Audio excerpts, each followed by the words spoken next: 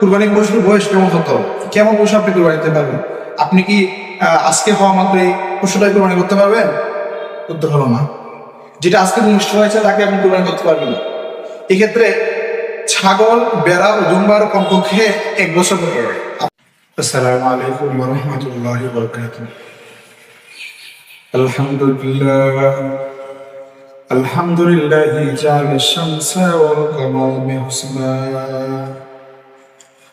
والنجم والشجر يسجدان وفضل زمانا على زمان كما فضل مكان على مكان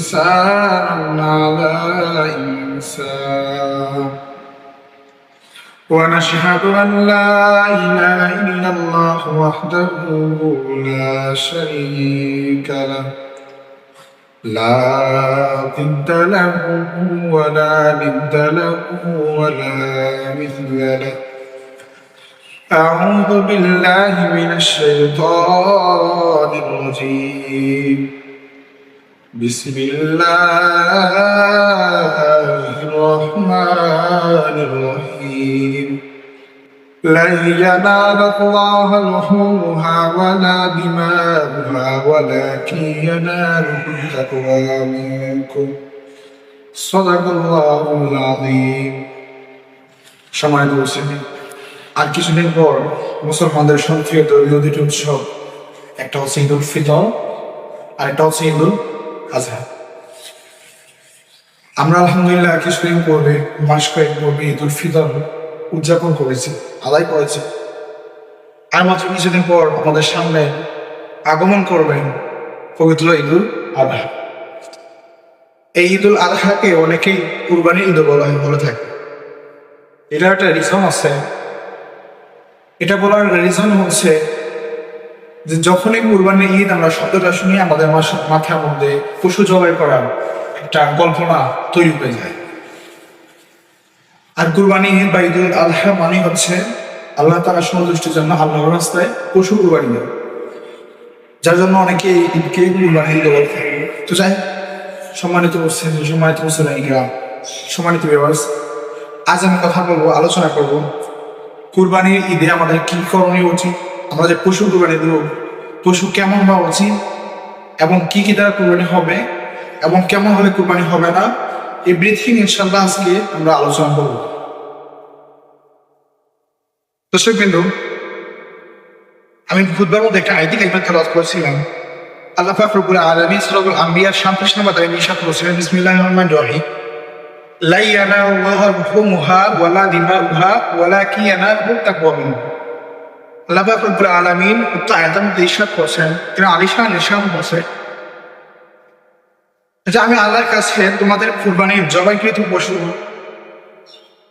গোশত আমি আল্লাহর কাছে পৌঁছায় না, এবং সেটার যে রক্ত আছে সে রক্ত আমি আল্লাহর কাছে পৌঁছায়। কিন্তু ওয়ালাকিন ইয়ানালুহু তাকওয়া মিনকুম, কিন্তু আমি আল্লাহ পাকের কাছে তোমাদের তাকওয়া, তোমাদের ফরহেজগারিতা, তোমাদের খৌফ, তোমাদের ফিয়ার, এটা আমি আল্লাহর কাছে পৌঁছাই। এটা আমি আল্লাহ প্রত্যক্ষ করি, এটা আমি দেখি কার মনে প্রথম তাকওয়া আছে, কে তাকওয়া সহকারে কুরবানি দিচ্ছে, এটা আমি আল্লাহ প্রত্যক্ষ করি। সম্মানিত মুসলিম, আল্লাহ পাক রব্বুল আলামিন কোরআনে ইরশাদ করেছেন যে তোমরা তাকওয়া সহকারে কুরবানি দাও, তোমাদের যে পশুর গোশত, রক্ত, কোনো কিছু আমি আল্লাহর কাছে পৌঁছাই।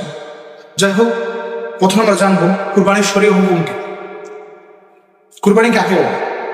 কুরবানি বলা হয় নির্দিষ্ট একটা দিনে, নির্দিষ্ট একটা সময়ে আল্লাহ পাকের সন্তুষ্টির জন্য তিনার রাস্তায় বা আল্লাহ পাকের নাম নিয়ে পশু জবাই করাকে, পশু থেকে রক্ত প্রবাহিত করাকে কুরবানি বলা হয়। আর কুরবানির হুকুম কি? কুরবানি করা কি ওয়াজিব, সুন্নাত, ফরজ, নফল কি? এই প্রসঙ্গে বলা যায় কুরবানি করা হচ্ছে ওয়াজিব। কুরবানি করা হচ্ছে ওয়াজিব, যার উপর নিসাব পরিমাণ সম্পদ থাকে, যার আয়ত্তে নিসাব পরিমাণ সম্পদ থাকবে, তার উপর কুরবানি আদায় করা ওয়াজিব। সম্মানিত মুসলিম, নিসাব পরিমাণ বলতে কতটুকু বোঝায়?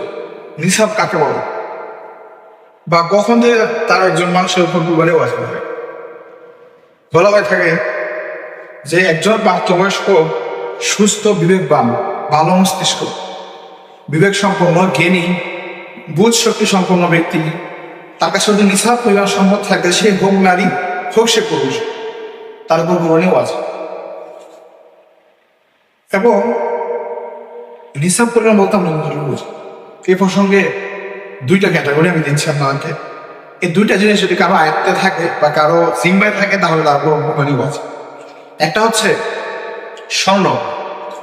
কারো কাছে যদি আপনার 7.5 ভরি অর্থাৎ 7x5 ভরি স্বর্ণ কারো আয়ত্তে থাকে তাহলে তার উপর কোরবানি ওয়াজিব। আবারও বলছি, 7.5 ভরি স্বর্ণ যদি কারো আয়ত্তে থাকে অথবা সেটা সে মালিকানাধীন থাকে, মালিক থাকে, তাহলে তার উপর কোরবানি ওয়াজিব। এট দ্য সেকেন্ড টাইম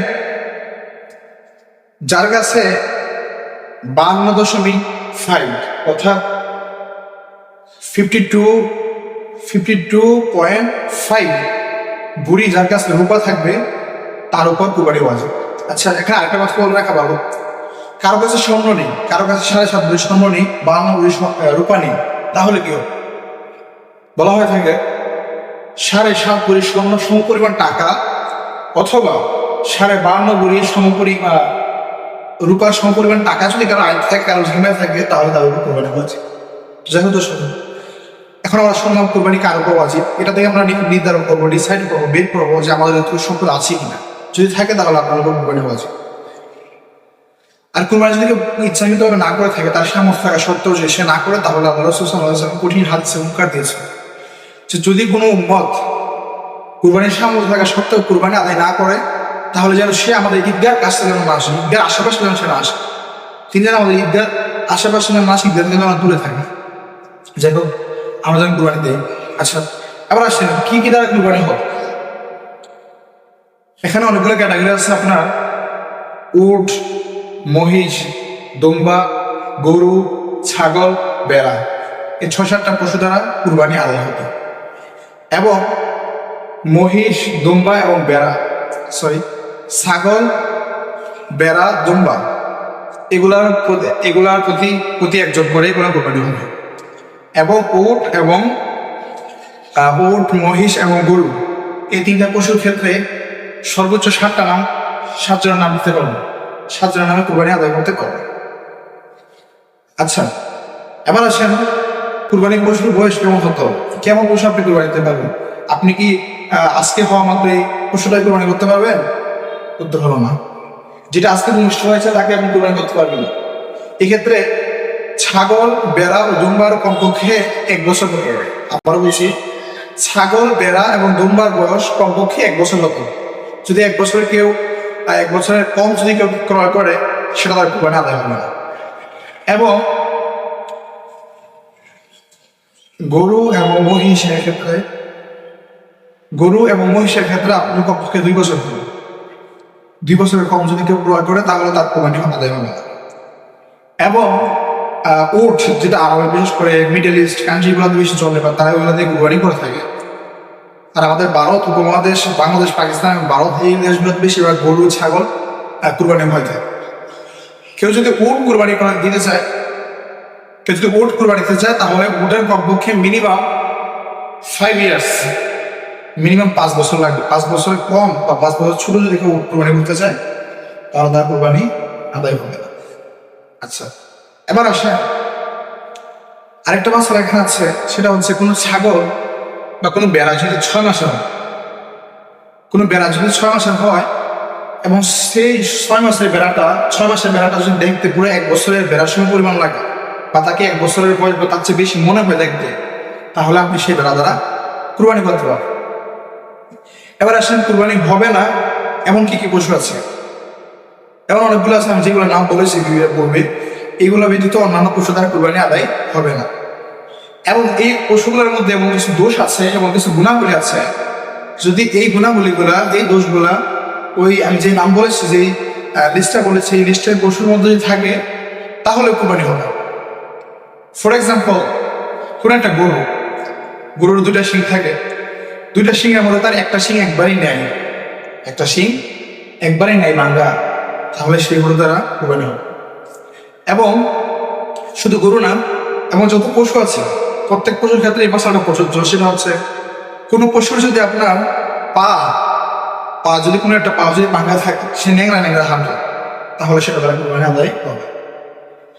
এবং যে পশুগুলো আছে যাদের লেজ আছে, যেমন গরু, মহিষ, উট, ছাগল, যেগুলো লেজ আছে, সেই লেজের যদি আপনার 3/2 কাটা থাকে, 3/2 যদি কাটা থাকে অথবা সেই অংশটা না থাকে, তাহলে তা দ্বারা আপনার কুরবানি আদায় হবে না, কুরবানি করতে পারবে না।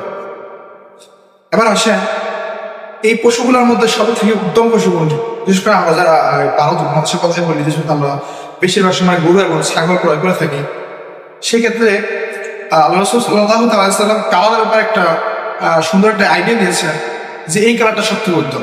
আর সেটা হচ্ছে বিশেষ করে গরুর মধ্যে যে কালারটা আছে লাল কালার, গরুর মধ্যে লাল কালার যেটা হয়, লাল কালার পশুটা কুরবানি দেওয়া হচ্ছে বা এটা ক্রয় করা হচ্ছে সব থেকে উত্তম লাল কালারের পশু, বা যার রংটা গায়ের রংটা লাল।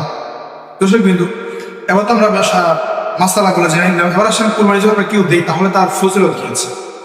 এই প্রসঙ্গে বুখারী শরীফের হাদিসের মধ্যে আল্লাহ রাসূল সাল্লাল্লাহু আলাইহি ওয়াসাল্লাম ইরশাদ করেছেন যে যে কেউ আল্লাহ তাআলার সন্তুষ্টির জন্য তাকওয়া সহকারে আল্লাহ তাআলার ভয় নিয়ে আল্লাহর রাস্তায় গরু পশু কুরবানি করে, তাহলে সেই পশুটার গায়ে যত পশম আছে, যতটা লোম আছে, ততটা সমপরিমাণ আল্লাহ পাক রব্বুল আলামিন ওই বান্দার আমল নামায় খেতেন। সুবহানাল্লাহ।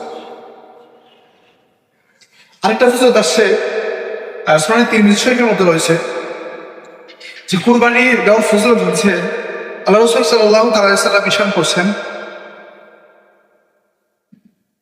যে কেউ কুরবানি করে আমি রাসূলুল্লাহ সাল্লাল্লাহু আলাইহি ওয়াসাল্লাম আল্লাহ তাআলার সন্তুষ্টি নিয়ে, তাহলে তার যে কুরবানি পশু আছে, ওই পশুটার রক্ত জমিনে পড়ার সাথে সাথেই আল্লাহ পাক রব্বুল আলামিন ওই বান্দার গুনাহ ক্ষমা করে দেন। তো দর্শক বিন্দু, এই ছিল সামান্য আলোচনা। আপনারা যারা মনোযোগ সহকারে দেখেছেন তাদেরকে আমরা কৃতজ্ঞতা জানাই, ধন্যবাদ জানাই, এবং এটা আপনার উপকার অর্থে আপনি নিজে শুনেছেন এবং আপনার বন্ধু বান্ধবের কাছে শেয়ার করার জন্য অনুরোধ জানাচ্ছি, যাতে করে তারাও এই বিষয়গুলো এই মাসলাগুলো জানিয়ে নিতে পারে।